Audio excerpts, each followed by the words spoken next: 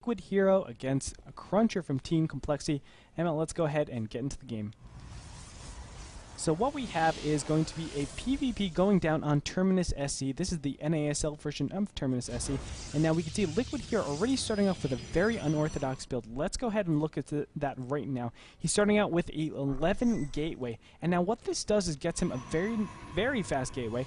And he also does this before the first chrono boost. The normal thing to do is get that chrono boost down on the Nexus so you can get as many probes as possible.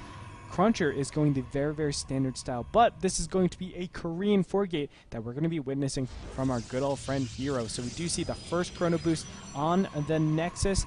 Right after that gateway is made, we can see Cruncher has made a second chrono boost on the Nexus as well.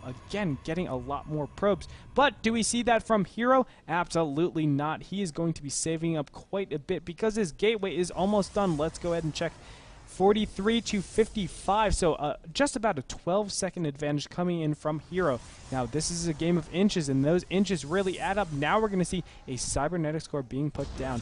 And see, he's going ahead and saving up tons of chrono boost on that Nexus. What that's going to do is put everything towards that warp gate. He's going to get extra fast. Actually, an extra chrono boost is going to be added into that warp gate, so it makes it so fast. Hero is just going to scatter around, see exactly what's going on, sees, oh, you are doing a normal 4-gate or a normal style type of build, getting that 13 gateway instead of 11 gateway. Now he knows I can do this very well. So Hero is just going to mill around here, and in the meantime, there the warp gate finishes, or excuse me, the cybernetic square finishes. He's going to instantaneously put that warp gate down, go ahead and make a chrono boost on that, and he's going to be all set to go. Now the first zealot is going to come out here, and what is he going to do? He's going to go directly over to his opponent's base.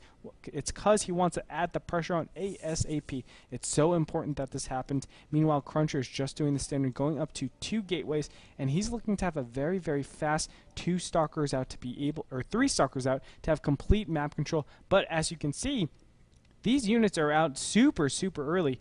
Down goes the additional 3 gates, and there will be a 3rd gate coming in here, but look at that, just continual chrono boost onto that warp gate. We can already see the difference, 86 seconds, and we only see 70 seconds, so definitely just that 15-second timing is all you need. And look at this timing coming in from Hero. Hero knows that it takes a lot of time. Let's go ahead and look, 25 seconds to make a pylon.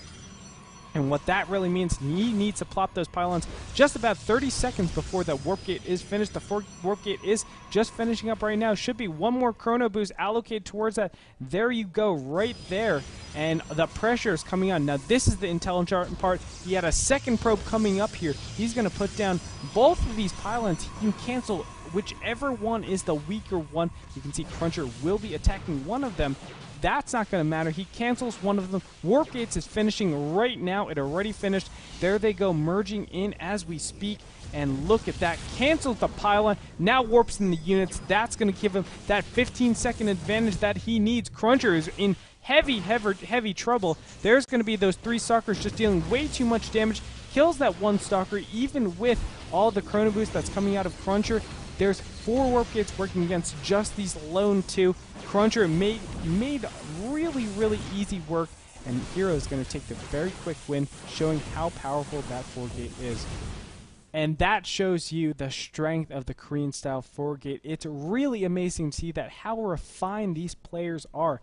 And you know what? Cruncher is not a player that normally dies to 4-gates. It's really cool to see such a refined build coming out of Hero and really taking him apart. 15 seconds is all it took to really get those stalkers in the inside of his base and just demolish every single one of his units that he had. Cruncher knew way before he even warped in the rest of his units, and he's like, all right, that's it. GG, I'm going to already tap out.